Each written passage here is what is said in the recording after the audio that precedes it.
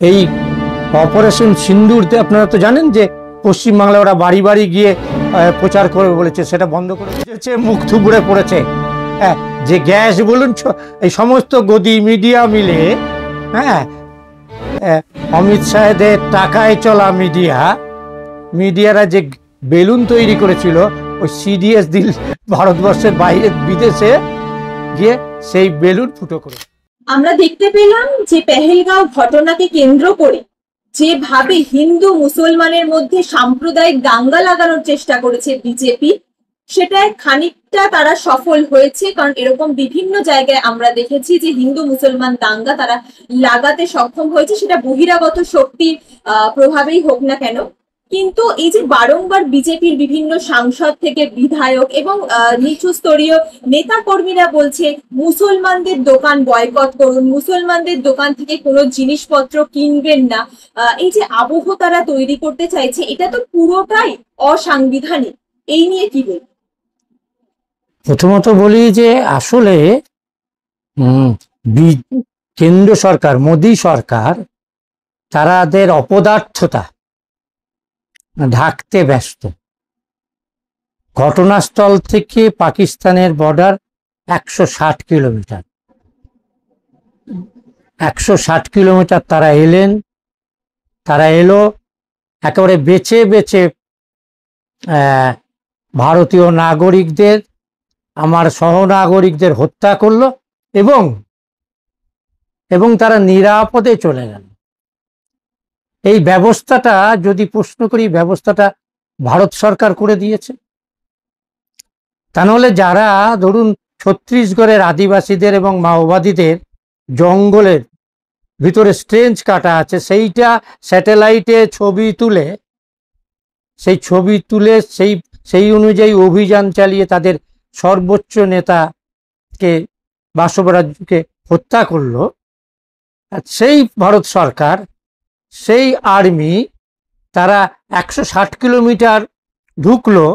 তাদের ড্রোন, তাদের satellite system, কোনোটাতেই কিছু দেখা যায়নি, কোনোটাতেই কিছু ধরা পড়েনি। ঢুকবার সময় না হয় অ্যালার্ট ছিল না। তারপরে এই অঞ্চলের স্যাটেলাইট কি হলো, ভারতবর্ষের অত্যাধুনিক ইসরায়েল থেকে আনা যে সমস্ত যন্ত্রপাতি, যা দিয়ে ছত্তিশগড়ে আদিবাসীদের হত্যা করছে, বেছে বেছে হত্যা করছে, যে সমস্ত অত্যাধুনিক যন্ত্রপাতি ইসরায়েল থেকে, গণহত্যাকারী ইসরায়েল, প্যালেস্তাইনে 2.5 লক্ষ মানুষের শিশু হত্যাকারী, রবীন্দ্রনাথ ঠাকুর যাদের বলেছে নারীঘাতী শিশুঘাতী, সেই নারীঘাতী শিশুঘাতী শক্তির কাছ থেকে অস্ত্র কিনে আমার দেশের সহনাগরিকদের ছত্তিশগড়ে হত্যা করছে। একদিকে হত্যা করছে, আর একদিকে হত্যা করতে যারা এলো কাশ্মীরের বৈশানরে, হ্যাঁ, তাদের চিহ্নিত করলো না, ধরলো না। এখানে সন্দেহ করার যথেষ্ট কারণ আছে, কোথাও একটা গভীর পরিকল্পনা কি ছিল। আসলে প্রশ্ন উঠছিল ভারতবর্ষ অর্থনীতিতে পিছিয়ে পড়ছে, সমস্ত সাংবাদিক হত্যায় 1 নম্বরে, ক্ষুধাতে ভারতবর্ষ এগিয়ে, দারিদ্র্যে এগিয়ে, বেকার সমস্যা প্রবল। এই সব প্রশ্ন যাতে সামনে কেউ তুলতে না পারে, তাই এই ঘৃণা বিদ্বেষ ঘটনা ঘটাও। আজ পর্যন্ত বলতে পেরেছে যে অপরাধীরা কোথায়? আমরা তো ঘুষে ঢুকে শায়েস্তা করব, একজনকেও ধরতে পেরেছে? ভারত সরকার, অমিত শাহ, নরেন্দ্র মোদী, তারা বলতে পারছেন যারা আমার সহনাগরিকদের হত্যা করেছে তাদের আমরা চিহ্নিত করতে পেরেছি, ধরতে পেরেছি? এই অসফলতাকে ঢাকতে কি হিন্দু মুসলমান একেবারে ধরুন নরেন্দ্র মোদী কাশ্মীর সফর বাতিল করলো কেন? কি খবর ছিল? আমরা এর আগে জানি, আমাদের সেনা জওয়ানদের যখন হত্যা করলো নির্বাচনের আগে, হ্যাঁ, সেই সময় জম্মু কাশ্মীরের যিনি গভর্নর ছিলেন, তিনি তো ঘটনাটা একদম সামনে এনে দিয়েছেন। হ্যাঁ, এটাও আমি ব্যর্থতা বলবো না, কোথাও কি এই ঘটনা, এই হিন্দু মুসলমান বিদ্বেষ তৈরি করার জন্যই আমার সহনাগরিকদের জীবন দিতে হলো। বিজেপি শান্তি বিশ্বাস করে না, আরএসএস শান্তি বিশ্বাস করে না। তারা খুন, হত্যা, রক্তপাত, যত রক্তপাত হবে তত তাদের নির্বাচনী সাফল্য। গুজরাটে 2000 মানুষকে গণহত্যা করে ঘটানো হয়েছিল, তাই সেখানে বিজেপি সরকারে। ফলে এরা মানুষের নিজের দেশের নাগরিকদের, সহনাগরিকদের হত্যার বিনিময়ে ক্ষমতায় আসতে চায়। ঠিক একই রাজনীতি তারা পশ্চিমবাংলায় চালু করতে চাইছে। পশ্চিমবাংলার নাগরিকরা, পশ্চিমবাংলার সাধারণ মানুষ অত্যন্ত সচেতন। তারা কিছু মানুষ নিঃসন্দেহে, গোটা মিডিয়া যাদের আনন্দ বিতরণ করা নাম, কিন্তু তারা বিষ ছড়াচ্ছে প্রতিদিন। সান্ধ্যকালীন আনন্দের বদলে মানুষের মাথায় প্রতিদিন পরিকল্পিতভাবে বিষ ছড়াচ্ছে সমস্ত সংবাদ মাধ্যম। আনন্দ বিতরণ করা যাদের কাজ, তারা বিষ ছড়াচ্ছে। বিশেষ করে আনন্দ নামযুক্ত যে প্রচার মাধ্যম সারা দিন মিথ্যা প্রচার করছে, বিষ ছড়াচ্ছে। ভারতবর্ষের সংবিধান ধ্বংসকারীদের পক্ষে দাঁড়াচ্ছে এই মিডিয়া। তো এতে কিছু মানুষ বিভ্রান্ত হচ্ছে, এটা অস্বীকার করার জায়গা নেই। কিন্তু আমাদের ধারণা, মানুষ তার জীবনের অভিজ্ঞতা থেকেই এই বিভ্রান্তি তারা কাটিয়ে উঠবেন এবং সঠিক সিদ্ধান্ত নেবেন। স্যার, যে প্রশ্নটা বারংবার উঠে আসছে, আমরা বিগত দিনেও বাংলায় শুভেন্দু অধিকারীকে একদম বিধানসভার বাইরে দাঁড়িয়ে চিৎকার করতে শুনেছি যে তিনি হিন্দুদের বিধায়ক, হিন্দুদের ভোটে তিনি বিধায়ক হয়েছেন। খানিকটা কি নরেন্দ্র মোদী বা অমিত শাহর ক্ষেত্রেও সেই জিনিসটাই প্রযোজ্য হচ্ছে? কারণ তারা সংবিধানে হাত রেখে বা সংবিধানকে স্পর্শ করে প্রধানমন্ত্রীত্ব পদে তারা অবতীর্ণ হয়েছেন বা স্বরাষ্ট্রমন্ত্রীর পদে তিনি অবতীর্ণ হয়েছেন।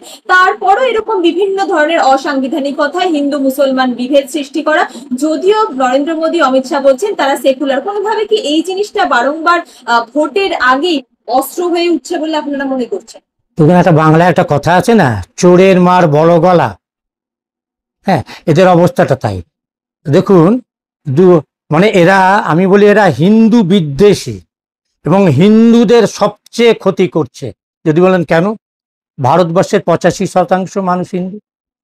এরা 2014 সালে বিজেপি, নরেন্দ্র মোদী যখন ক্ষমতায় আসে, তখন একটা গ্যাসের সিলিন্ডারের দাম কত ছিল? 400 টাকা। আজকে কত টাকা? আজকে প্রায় 1000 টাকার উপরে। তো কাদের পকেট কাটছে?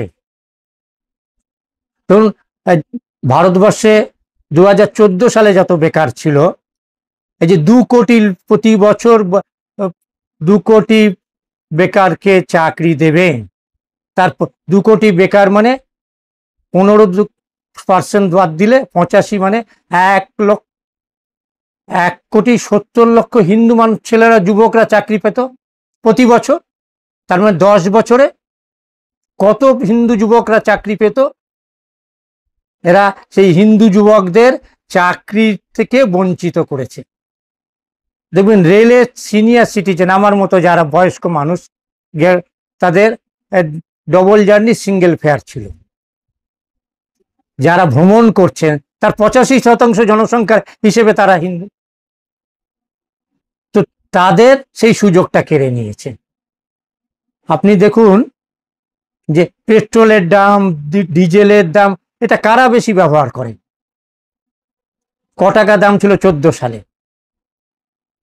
আর এখন ক টাকা দাম হয়েছে? কার পকেট কাটছে? এরা সবচেয়ে বেশি সর্বনাশ করছে এই হিন্দু মানুষদের। এবং এইটা যাতে মানুষ ধরে ফেলেছে দেখেই বারবার করে বলতে হচ্ছে। একথা বলতে হচ্ছে কেন? সবাই তো ধরুন মানুষের ভোটেই জিতেছেন, তো ওনাদের এটা বলতে হচ্ছে কেন? কারণ হচ্ছে, সবচেয়ে বেশি হিন্দু মানুষদের ঘরে আগুন লাগিয়েছে শুভেন্দু অধিকারী এবং অমিত শাহ। বেকারদের চাকরি থেকে বঞ্চিত করেছেন, হ্যাঁ, বয়স্ক মানুষদের রেলের টিকিটের থেকে বঞ্চিত করেছেন। সম্প্রতি যে ওষুধের দাম বাড়লো, এই কদিন আগে 50 টাকা গ্যাসের দাম বাড়ালো, এই যুদ্ধের পরিবেশে 50 টাকা করে গ্যাসের দাম বাড়ালো, কার বেশি পকেট কাটছে? হিন্দু মানুষদের বেশি পকেট কাটছে। সেইটাকে আড়াল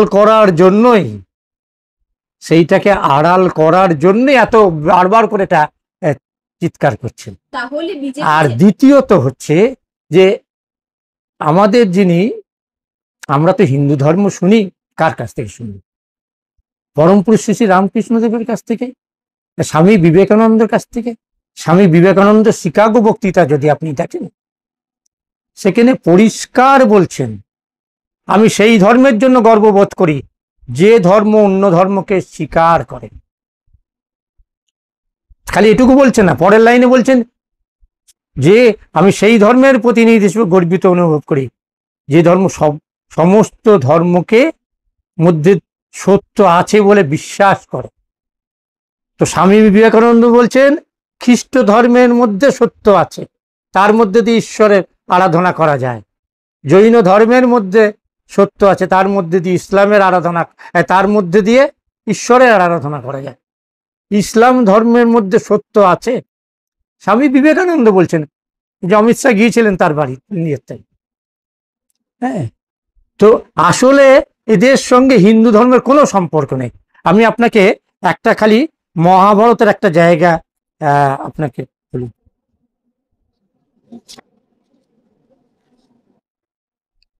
শান্তি পর্ব অধ্যায় তুলাদেশ উপদেশে সর্বভৌম ধর্মের বিষয়ে বলছে, কোন ধর্ম যদি অন্য ধর্মকে বাধা ও পীড়া দেয় তবে তাহা ধর্ম নয়, তাহা অন্যায় পথ। এটা বিশ্বভারতীর বই, বিশ্বভারতী প্রকাশ করেছেন ক্ষিতিমোহন সেনে, হিন্দু মুসলমানের যুক্ত সাধনা। সেখানে আরো তিনি লিখছেন, মহাভারত এইরূপ উদার ধর্মের কথায় আগাগোড়া, তার মধ্যে শুধু দু একটা কথা এখানে বলা যাইতে পারে। ধর্ম লইয়া যদি কেহ কিছু সুবিধা আদায় করিতে চায়, তাহাকে ধর্ম বাণিজ্য বলা যায়। কে বলছে? দেখুন, মানে হিন্দু ধর্ম বলছে, মহাভারত বলছে ধর্ম লইয়া এরা ধর্মকে হাতিয়ার করে নির্বাচনে জিততে চাইছে। অথচ হিন্দু ধর্ম কি বলছেন? আমি মহাভারত তো এইরূপ উদার ধর্মের কথা বলছে, তাহার মধ্যে শুধু দু এক জায়গা আমি তুলিয়ে, সেখানে বলছেন, তাই ধর্মকে ধ্বজার মতো ব্যবহার করিয়া কোনো বিরোধ ঘোষণা করা বা কোনো সুবিধা আদায় করার চেষ্টা অতিশয় অন্যায়। হিন্দু ধর্মের সঙ্গে কোনো সম্পর্ক আছে? শুভেন্দু অধিকারী, আপনার প্রধানমন্ত্রী নরেন্দ্র মোদী, অমিত শাহ, এরা কেউ হিন্দু নয়। এরা এই মহাভারতের ভাষায় ধর্মকে বাণিজ্য হিসেবে ব্যবহার করছে। আর মহাভারত ধর্ম বাণিজ্যকে ঘৃণা করতে বলছেন। প্রকৃত হিন্দু ধর্মের মানুষরা তারাই ধর্ম বাণিজ্যকারী, ধর্ম ব্যবসায়ীরা। ধর্মের নাম করে অমিত শাহ তার ছেলেকে জয় শাহকে ক্রিকেট বোর্ডে, তিনি যদি এই ধর্ম বাণিজ্য হাতিয়ার করে ক্ষমতায় না আসতে পারতেন, তার ছেলের ব্যবসা করা হতো না। তো নিজের ছেলের ব্যবসার জন্য তারা ধর্মকে ব্যবহার করছেন।